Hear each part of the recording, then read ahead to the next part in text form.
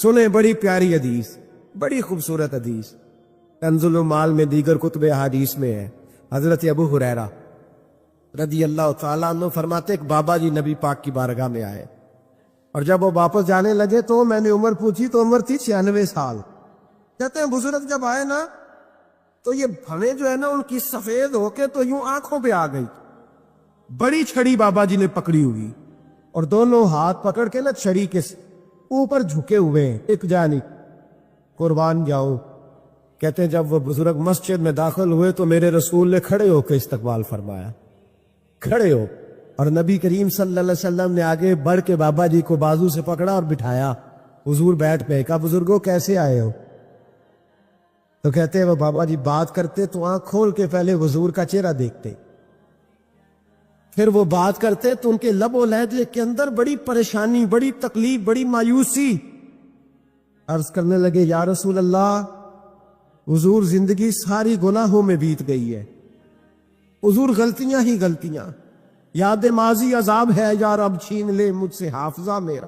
اے اللہ کے رسول بڑی لمبی فہرست ہے، پاپ ہی پاپ ہے، کالے سیاہ دفتر ہے۔ یا رسول اللہ صلی اللہ علیہ وسلم جب پلٹ کے دیکھتا ہو حضور مجھے نیکی دکھائی نہیں دیتی۔ حضور اس عمر میں آپ کا ایک صحابی ملا ہے، اس نے بات سمجھائی ہے تو تھوڑا خیال آیا ہے، لیکن یا رسول اللہ صلی اللہ علیہ وسلم اب میرا وجود بیکار ہو گیا ہے، حضور بوڑھا ہو گیا ہو۔ 3 باتیں کہیں بزرگوں نے اور نرالی کہی۔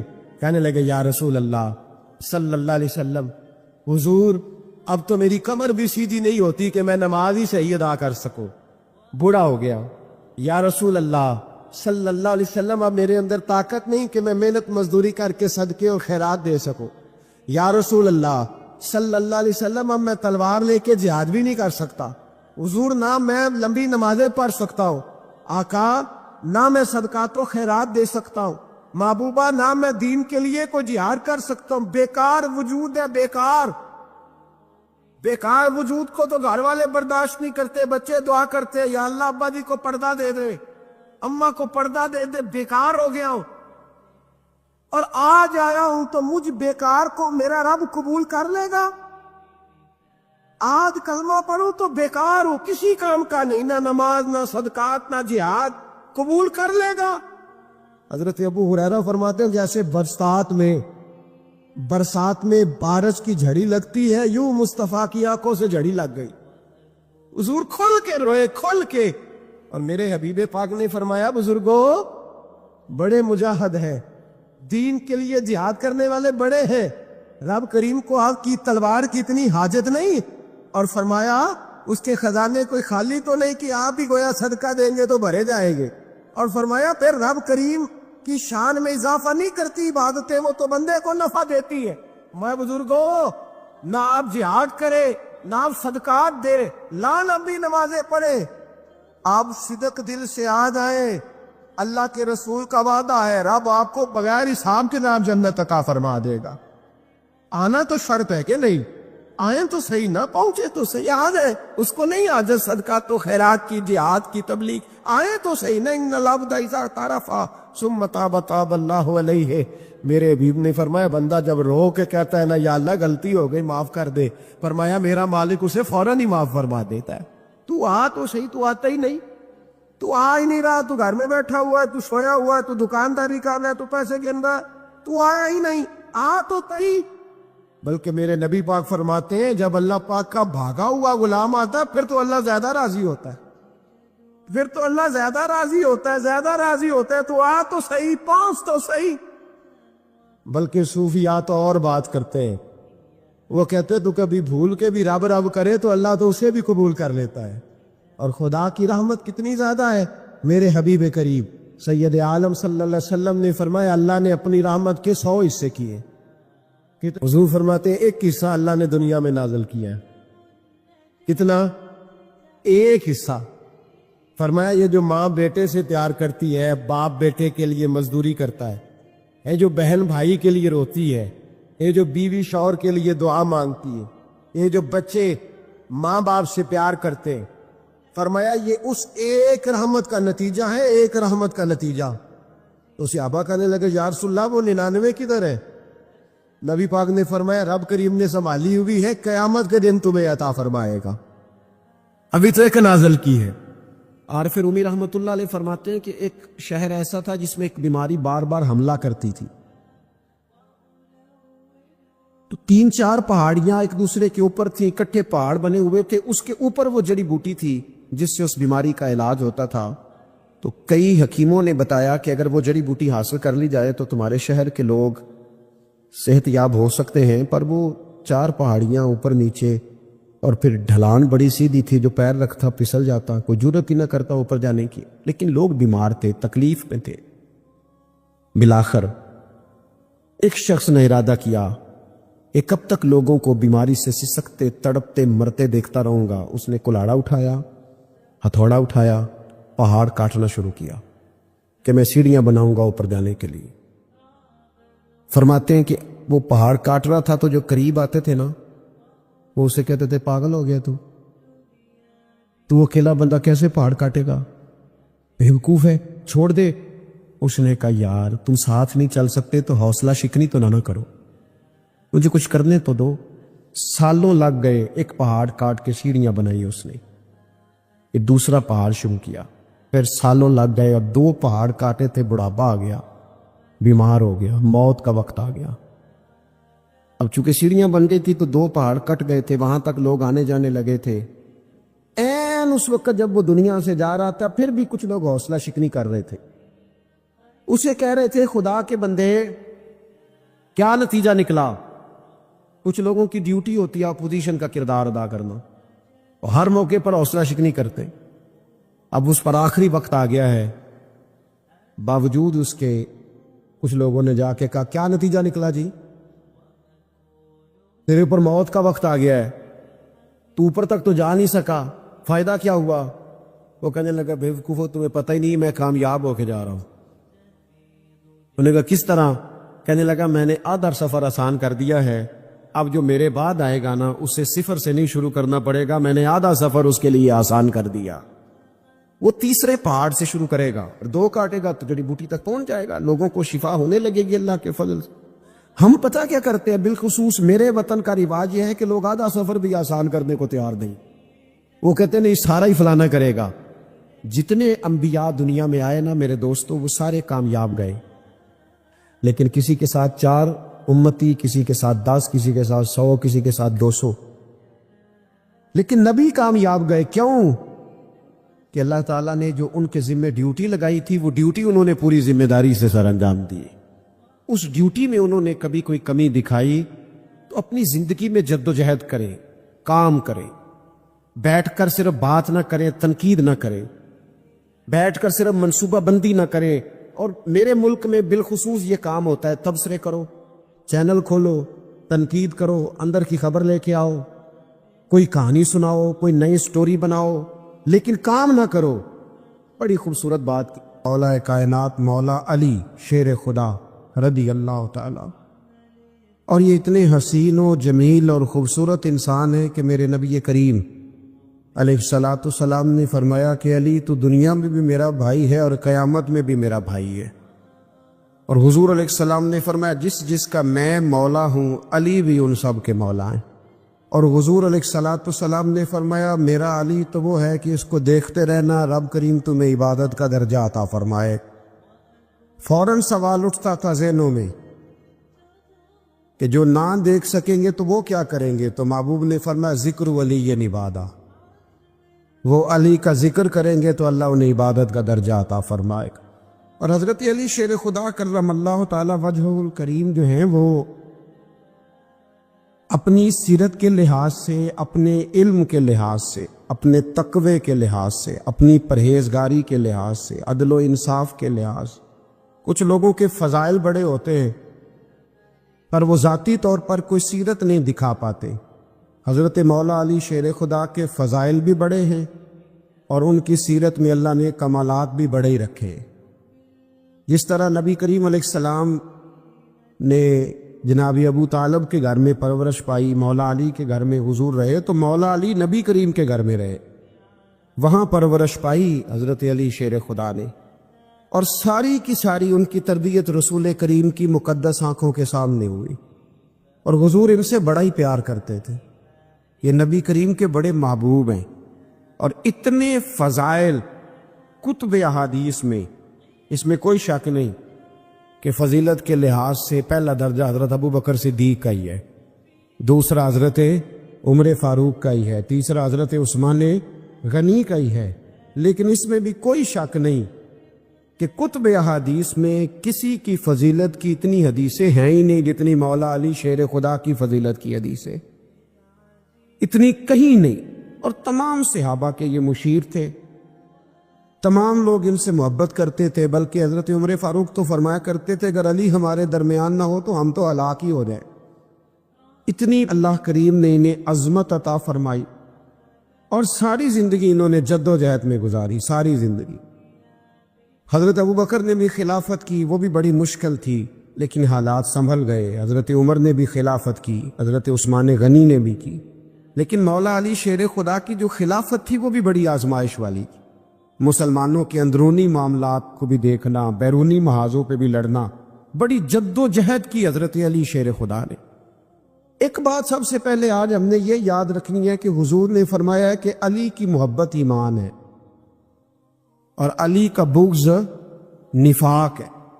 اب محبت ایمان ہے تو کیسے پتہ چلے گا ہمیں حضرت علی سے محبت ہے؟ کیسے پتہ چلے گا؟ محبت کا اظہار کریں گے تو پتہ چلے گا محبت ہے۔ ہمارا لب و لہجہ بتائے گا کہ ہمیں حضرت علی سے محبت ہے۔ ہم کبھی ان کے تذکرے پہ خوش ہوں گے تو پتہ چلے گا کہ ہمیں مولا علی سے محبت ہے۔ ہم کبھی ان کا ذکر کی محفل سے جائیں گے تو پتہ چلے گا ہمیں حضرت علی سے محبت ہے۔ کبھی ان کا کوئی قول، کبھی ان کا کوئی ارشاد، کبھی ان کی کوئی بات ہمارے سامنے آئے، پھر ہمیں پتہ چلے گا کہ ہمیں مولا علی شیر خدا سے محبت ہے۔ حضرت علی المرتضیٰ کی محبت ایمان ہے۔ اور پھر ویسے بھی حضرت علی اتنے دانا ہیں، حضور علیہ السلام نے فرمایا اگر میں علم کا شہر ہوں تو پھر علی دروازہ ہے۔ علی باب علم کے، شہر علم کے باب علی ہے۔ امام صفوری کہتے ہیں ایک دن نا حضرت جبریل امین انسانی شکل میں مولا علی کے سامنے آ کے کھڑے ہو گئے۔ کون؟ حضرت جبرائیل علیہ السلام۔ حضرت جبریل امین کھڑے ہوئے انسانی شکل میں، تو کہنے لگے علی یہ بتائیے کہ جبریل اس وقت کہاں ہے؟ انسانی شکل میں مولا علی سے پوچھتے۔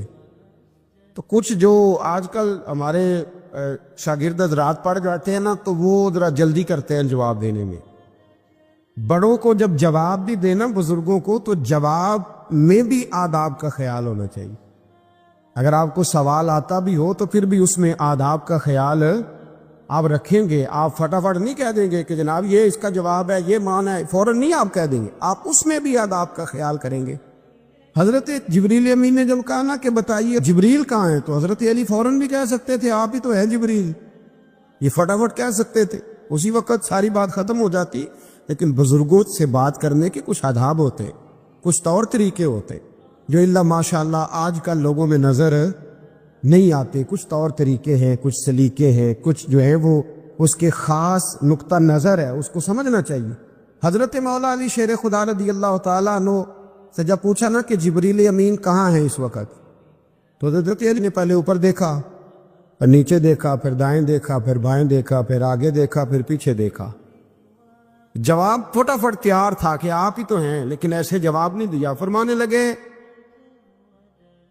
جناب نہ تو اس وقت حضرت جبریل مشرق میں ہیں، نہ مغرب میں ہیں، نہ شمال میں ہیں، نہ جنوب میں ہیں، نہ 7 زمینوں میں ہیں، نہ آسمانوں میں ہیں۔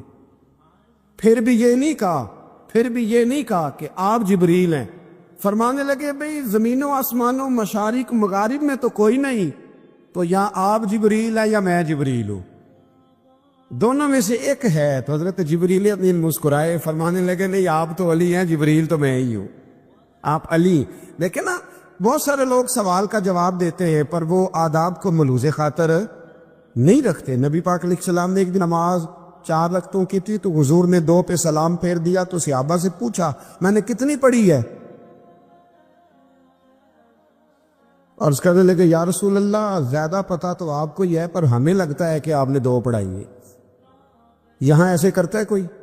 سوال ہی نہیں پیدا ہوتا. یعنی 1 منٹ سے پہلے امام غزالی ایک درویش کے مرید ہو گئے تھے تو بہت بڑے عالم تھے. آپ کو پتہ ہے عالم آدمی کا مرید ہونا اللہ ہی خیر کرے کسی کرامت سے کم نہیں ہوتا. بڑا مشکل ہوتا ہے وہ کسی کی غلامی کرے, وہ بڑا مشکل ہوتا ہے, مطلب کٹھن ماحول ہوتا ہے. تو امام غزالی بیعت ہو گئے تو مرشد نے پہلا وظیفہ یہ بتایا کہ کسی پر اپنے علم کا اظہار نہ کرنا. ہاں, اپنے علم کا اظہار, آپ اس کو آسان وظیفہ سمجھتے ہیں؟ یعنی علم ہو بھی تو بندہ اظہار نہ کرے, بد عزمی ہو جاتی ہے. تو بد عزمی ہو جاتی ہے, نیند نہیں آتی. 2-4 لفظ جو بندہ پڑھ کے آتا ہے نا, اس کو تو نیند نہیں آتی کہ میں پڑھا لکھا ہوں تو میں بتاؤں نا. تو حضرت علی شیر خدا کرم اللہ تعالیٰ وجہ الکریم کے وہ آداب سے مجھے یہ بات یاد آئی کہ امام غزالی کے شیخ نے کہا علم کا اظہار نہ کرنا یہ پہلا وظیفہ ہے. شیخ شہاب الدین سہروردی کہتے ہیں مجھے میرے ماموں حضور غوث پاک کے پاس لے گئے تھے تو جاتے ہوئے میرے رستے میں خیال آ رہا تھا میں الحمدللہ خود پڑھا لکھا ہوں, کہ جب انہوں نے جا کے پیش کیا نا غوث پاک کی بارگاہ میں کچھ دے تو حضور غوث اعظم فرمانے لگے بھرے ہوئے پیالے میں کیا ڈالوں, پہلے ہی فول ہے, کوئی گنجائش ہی نہیں. تو فرماتے ہیں پھر میں اگلی دفعہ گیا تو غرور علم کو توڑ کے گیا, تو پھر میں غوث اعظم کی بارگاہ میں بیٹھا تو اللہ تبارک و تعالیٰ نے پھر مجھے جھولی بھر کے خیرات عطا فرمائی. یاد رکھ. تو کہتے ہیں انہوں نے کہا کہ اظہار نہیں کرنا علم کا. تو بس ایک دن بیٹھے بیٹھے نا ایک بندہ مسئلہ پوچھنے آیا, انہوں نے بزرگوں سے مسئلہ پوچھا, میرے مرشد سے. امام غزالی کہتے ہیں میرے پیر سے مسئلہ پوچھا تو وہ کہنے لگے بھئی مجھے نہیں اس سوال کا جواب آتا. حضرت صاحب نے کہہ دیا مجھے نہیں آتا. کہتے میں قریب تھا, میں نے اس بندے کو بلایا, میں نے کہا مجھے آتا ہے جواب, میں بتاؤں؟ تو کہتے شیخ فرمانے لگے غزالی تیرا کیا خیال ہے, مجھے نہیں تھا جواب آتا, یہ تو تجھے آزمانے کے لیے کہا, تیری ابھی میں نہیں نہ گئی تو کوئی نہیں میاں پھر ابھی تو رستے میں ہی رہے گا. فٹافٹ لوگ کہتے ہم ایسی لاکھوں کتابیں قابل ضبطی سمجھتے جن کو پڑھ کے بیٹے باپ کو خبتی سمجھتے. ایک بات یہ کہ ان سے محبت کرنی ہے, دوسری بات یہ کہ ان کی سیرت. پہلی بات زندگی میں ادب بڑا کیا مولا علی شیر خدا, بڑا ادب کیا. حضرت علی کہتے ہیں میں نے نبی پاک سے ایک سوال پوچھنا تھا تو میں نے 14 دن انتظار کیا. یعنی سوال جو ذہن میں آ جائے تو نمبر پاس ہوتا ہے, تو 14 منٹ انتظار ہوتا ہے, میں نے تو گھنٹے کا ہی نہیں. یعنی 14 منٹ بھی بندے انتظار, سوال ہی پیدا نہیں ہوتا. اور اگر پیر صاحب فون نہ ریسیو کرے تو وہ متکبر ہے, اگر وہ فون نہ اٹھائیں تو پھر یہ ہے کہ اب دین کی بات کس سے پوچھے جی ہم, پھر ہمارے پاس فلسفہ ہے. کہتے میں نے 14 دن انتظار کیا. کیا؟ مولا علی فرماتے میرے دل میں خیال تھا کہ کوئی اور آ جائے اور جو میں بات پوچھنا چاہتا ہوں وہ نبی پاک سے پوچھ لے, وہ حضور سے پوچھ لے تو میرا بھی چلو معاملہ بن جائے گا. اب ان سے زیادہ کو بے تکلف تو نہیں تھا نا نبی پاک کی بارگاہ میں, جھٹ پوچھ سکتے تھے. 14 دن کہتے 14 دن کے بعد بندہ آیا, وہی سوال پوچھا جو میں نے پوچھنا تھا. تو کہتے حضور جواب اسے دے رہے تھے اور دیکھ میری طرف رہے تھے, جواب اسے دے رہے تھے اور توجہ حضور کی میری جانب. ایک ان کی زندگی میں ادب بڑا ہے. دوسری بات یہ کہ گہرا علم ہے مولا علی کا. ہمارے ہاں لوگوں کے پاس علم ہوتا ہے, اللہ ماشاءاللہ بڑے بڑے اچھے علماء ہیں, لیکن بعض جگہ پہ علم بڑا سطحی سا ہے, سطحی سا. یعنی ساری زندگی جس بندے نے علم پڑھا ہے وہ گہرائی تک نہیں اترا, یعنی اس پر عمل نہیں کر سکا. تو اگر میرا علم مجھے نفع نہیں دے رہا تو میرا علم کسی کو کیا نفع دے گا. حضرت علی کا علم گہرا تھا, سیانہ علم تھا, گہرائی والی بات کرتے تھے, بڑی سوچ سمجھ کے فیصلہ کرتے تھے اور بڑے زیرک تھے, دانا آدمی تھے حضرت مولا علی شیر خدا رضی. اور آپ کا فہم و فراست نرالا تھا. ایک شخص نے کہا جی میں نے ترس کھا کے ایک عورت سے شادی کیا, وہ بوڑھی تھی, ترس کھا کے نکاح کیا. میں جوان, وہ بوڑھی ہے, پر میں قریب جاتا ہوں تو مجھے پتہ نہیں کیا ہوتا ہے. وہ بڑی جگہ پہ گیا ہوں پر میرا مسئلہ نہیں حل ہوتا, حالانکہ وہ لاوارث تھی اور شادی نہیں اس کی ہو سکی. تو حضرت علی شیر خدا فرمانے لگے بی بی کو میرے پاس لا, عورت کو لا. وہ لائے تو آپ فرمانے تیرا نکاح نہیں ہوا؟ کہنے لگی نہیں. فرمایا سوچ لے, چپ کر کے. فرمایا کوئی گناہ کیا ہو؟ خاموش ہو گئی. کہنے لگی میں نے میرا آغاز تھا جوانی کا تو میں نے ایک ناجائز بچہ پیدا کیا, پھر اسے پھینک دیا. آبادی میں پھینکا تو حضرت علی شیر خدا فرمانے لگے یہ تیرا وہی بچہ ہے. چونکہ جو اس نے کیفیات بتائی ہیں وہ یہ ہے کہ انسان ماں بہن جو اس کی ہوتی ہے نا، کچھ بھی ہو جائے، اللہ تعالیٰ نے فطری جذبے رکھے ہوتے ہیں. تو وہ کوئی حیوان ہو تو بات الگ ہے، اگر انسان ہو تو وہ مطلب انسان ماں کے سینے سے لگ بھی جائے تو اسے شفقت کا رنگ تو نظر آتا ہے، لیکن اس کے اندر وہ جذبات پیدا ہو سکتے نہیں. بیٹی سینے سے لگ جائے تو وہ والے جذبات اس میں تو حضرت علی شیر خدا کا علم بڑا باریک. تو آپ فرمانے لگے میاں وہ جو تیرا اس کے اوپر ترس آیا نا، اس کی بھی وجہ یہ ہے کہ تیرا اس سے کوئی ازل سے رشتہ ہے، لہذا تمہارا نکاحی منق اتنا گہرا، سیاںا اور پیچیدہ، یعنی باتوں کی گہرائی تک. آج ہمارے بہت سارے میری طرح کے لوگ تقریر کرتے ہیں تو وہ عوامی نفسیات کے مطابق بات نہیں کر پاتے، کیونکہ ہم جو تقریر رٹ کے آئے ہیں وہ تو ہم نے تو علم ظاہر کرنا ہے، اور نعرہ لگوانا بڑا شوق ہے. جب تک وہ مطلب لوگوں میں شوق نہ پیدا ہو پھر بعد میں گفتگو ہوتی ہے. آج میں جلسہ لوٹ لیا ہے تو میں کہا کرتا ہوں کہ جلسہ لوٹا نہیں جاتا، جلسے میں تو کچھ لٹایا جاتا ہے، علم دیا جاتا ہے، فہم دیا جاتا ہے، شوق دیا جاتا ہے. تو یہ کیا مطلب بات ہو؟ تو گہرا علم تھا. چوتھی بات، علم بھی تھا اور تقوی بھی تھا، پرہیزگاری بھی تھی. جب آپ خلیفہ تھے نا، امیر المومنین تھے، امیر المومنین، آپ چلو صوبائی وزیر کی بات نہیں کرتا، آپ کسی نا حلقے سے، جو وہ ہمارے پاکستان میں عہدے بہت زیادہ ہیں، تو جس کو کوئی ہلکا سا نا، چلو پرانا ورکر ہے تو کوئی دے دیتے ہیں، اس کو بھی مل جائیں تو 15 کو بورڈ تو اس کے بھی کہیں نہیں گئے مبارکباد کے. اللہ اسے پوچھے کہ تیرا اصل میں کام کیا ہے تو کام کوئی بھی نہیں ہوتا اس کا، بورڈ لگ جاتے ہیں، بہت کیا بات ہے جناب، موج بن گئی. حضرت علی امیر المومنین تھے اور کوفے کے چوک میں کھڑے تھے، کوفے کے چوک میں، اور فرما رہے تھے کہ بھئی یہ میری زرہ ہے، بڑی قیمتی ہے، یہ کوئی بندہ خرید لے. کسی نے قریب جا کے پوچھا امیر المومنین کیوں بیچ رہے ہو؟ تو فرمانے لگے میری طامت پرانی ہو گئی ہے، اب نہ اتنی پرانی ہوئی ہے کہ اس پہ پیوند لگنے کی بھی جگہ کوئی نہیں بچی، اگر یہ پھٹنے کے قریب نہ جاتی تو میں زرہ نہ بیچتا.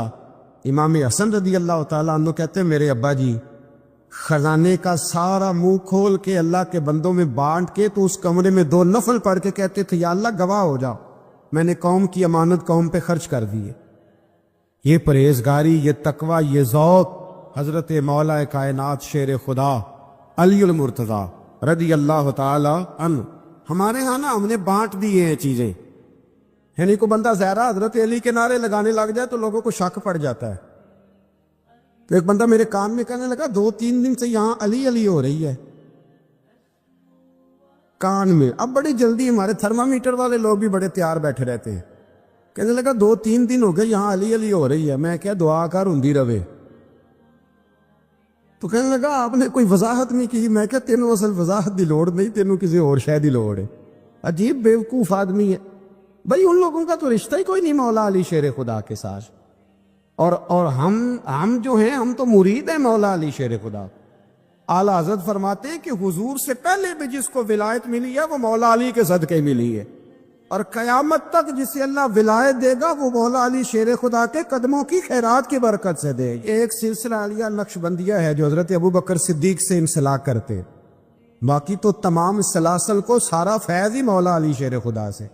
تو آپ یہ کیسی بات کریں گے کہ جناب وہ فلانے کا آپ، اور جی میں نے اسے کہا کہ شاید میرا دعویٰ کوئی نہیں، پر میری جو اپنی تھوڑا بہت مطالعہ ہے نا، میں انسائکلوپیڈیا ہوں حضرت عمر فاروق کا.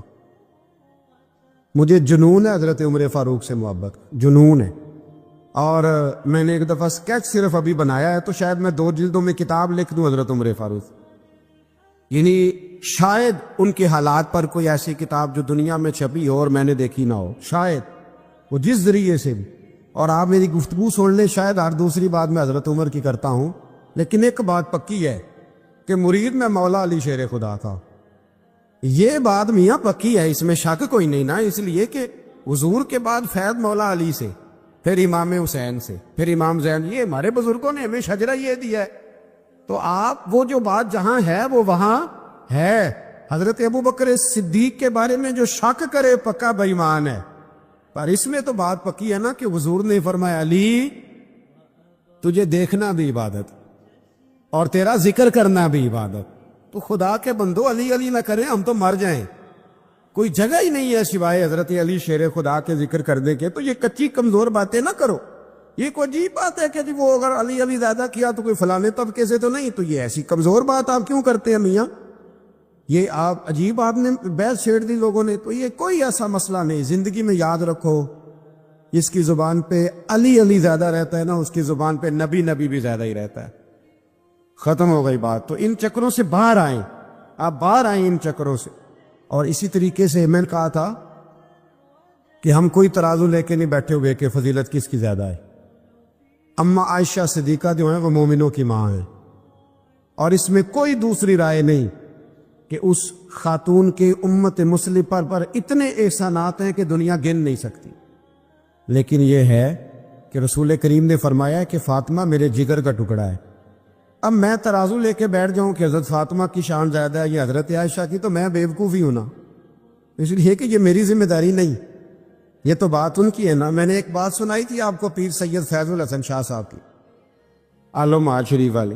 پیر صاحب سے کسی نے پوچھا کہ حضرت فاطمہ افضل ہے کہ سیدہ عائشہ, تو آپ فرمانے لگے پہلی بات تو یہ کہ تجھے یہ سوال ہی نہیں کرنا چاہیے تھا, اور اگر تو نے کر لیا ہے تو پھر جواب سن لے. فرمانے لگے فاطمہ زوجہ ہیں حضرت علی کی, اور عائشہ زوجہ ہیں نبی پاک کی.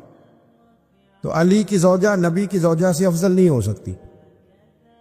اور پھر فرمانے لگے عائشہ بیٹی ہے ابو بکر صدیق کی, اور فاطمہ بیٹی ہے مصطفیٰ کریم کی. تو ابو بکر کی بیٹی نبی کی بیٹی سے افضل نہیں ہو سکتے. وہ بندہ کہنے لگا حضرت جی رزلٹ کیا نکلا؟ کہنے لگے گھر جا کے کڑ دا رہی. مینوں گل دس چھڑی ہے, اب تو گھر جا اور رزلٹ گھر جا کے نکالتا رہے. میں نے تو تجھے نا بتا دیا ہے کہ جو اصل بات ہے وہ یہ ہے کہ ابو بکر صدیق کی بیٹی نبی پاک کی بیٹی سے افضل ہو سکتی نہیں, اور علی المرتضیٰ کی زوجہ نبی پاک کی زوجہ سے افضل ہو سکتی. باقی جا تو نتیجہ گھر جا کے نکال, نتیجہ گھر جا کے نکال. تو ہمارے بزرگ تو اس لیول پہ سوچتے, اس لیول پہ. حضرت عائشہ صدیقہ رضی اللہ تعالیٰ عنہ اگر گھوڑے پہ بیٹھتی تھی نا تو مولا علی لگام تھام لیتے تھے, ماتے تھے یہ ماں ہے مومنوں, یہ ماں ہے مومنوں. آپ کیا بات کرتے ہیں؟ حضرت عمر فاروق کو کبھی حضرت عائشہ بلا لیتی تو کانپتے ہوئے حاضر ہوتے. ماں ہے مومن. یہ کچی باتیں چھوڑ دے, عشق کرے تو کھول کے کرے, ڈر ڈر کے نہ کرے.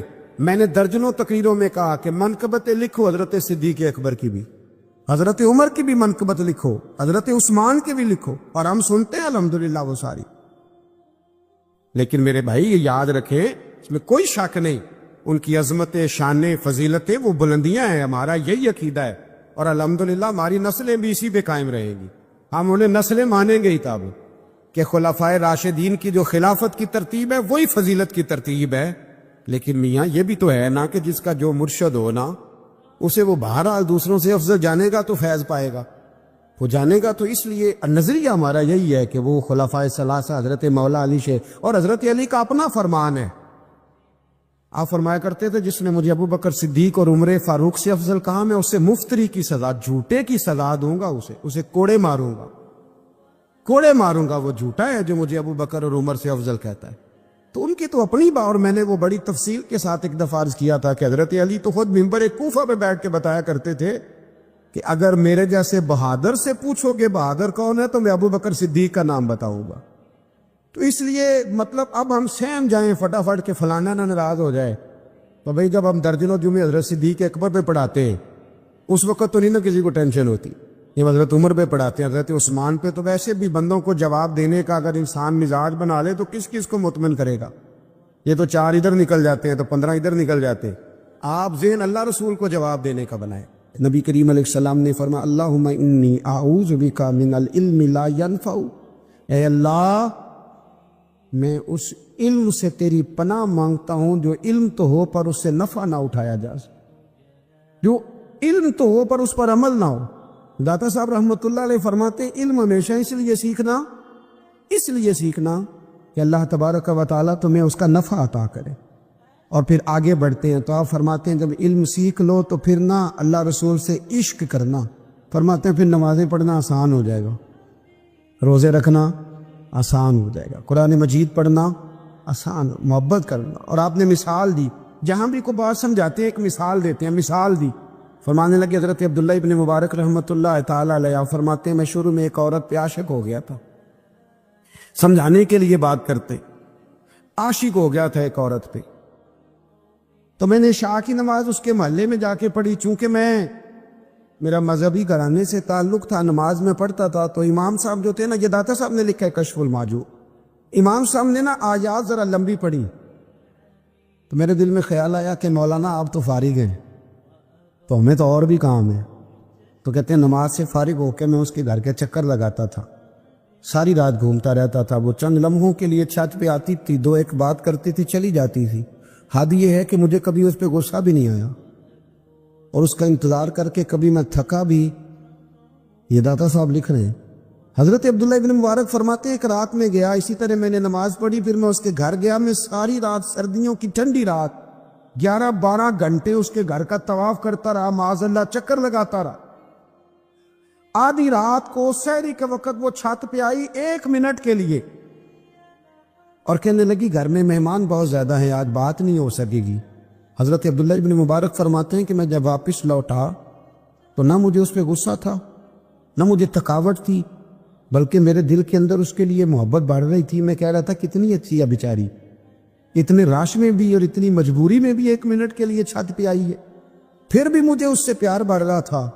کہتے ہیں جب میں تھوڑا آگے بڑھا تو فجر کی اذان ہو رہی تھی، یکدم میرے اندر سے آواز اٹھی، میں نے کہا عبداللہ اگر تو ایک عورت کے لیے ساری رات کھڑا رہتا ہے، نہ تھکاوٹ ہوتی ہے، نہ غصہ آتا ہے، بلکہ پیار بڑھتا ہے، اگر عورت کے لیے بندہ کھڑا رہ سکتا ہے تو رب رسول کے لیے بھی کھڑا رہ سکتا ہے۔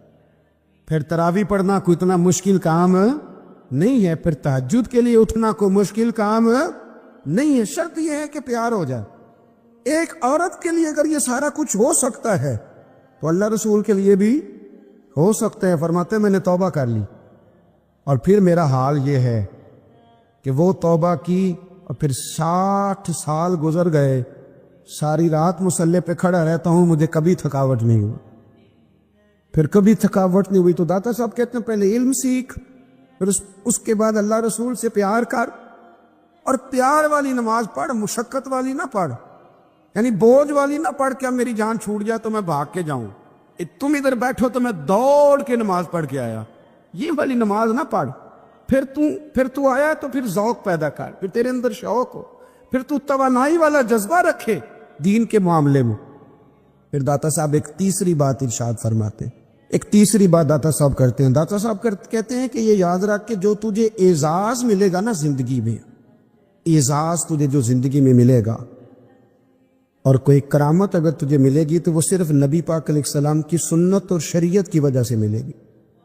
تو جتنے مرضی چلے کاٹ لے، وظیفے کر لے، کالا جادو، نیلا جادو، پیلا جادو، جو مرضی تو سیکھ لے، اگر تجھے کوئی اللہ شان دے گا تو صرف اس لیے دے گا کہ تو نبی پاک کے دین پہ عمل کرتا ہے۔ کس نے لکھا ہے؟ اللہ کرے آپ کو میں یاد کرا سکوں، اللہ کرے ایسا ہو جائے اور میری جماعت سمجھنے لگ جائے کہ داتا صاحب کہتے ہیں سنت شریعت پہ عمل کرنا چاہیے، اور میں کوئی ایسی چھپی چھپائی بات بھی نہیں کر رہا، اس کو چلا دے، کوئی ایسی چھپی چھپائی بات بھی نہیں کر رہا۔ کشف المعجوب دنیا کی ہر زبان میں اردو میں ملتی ہے، آپ لے کے دیکھ سکتے ہیں۔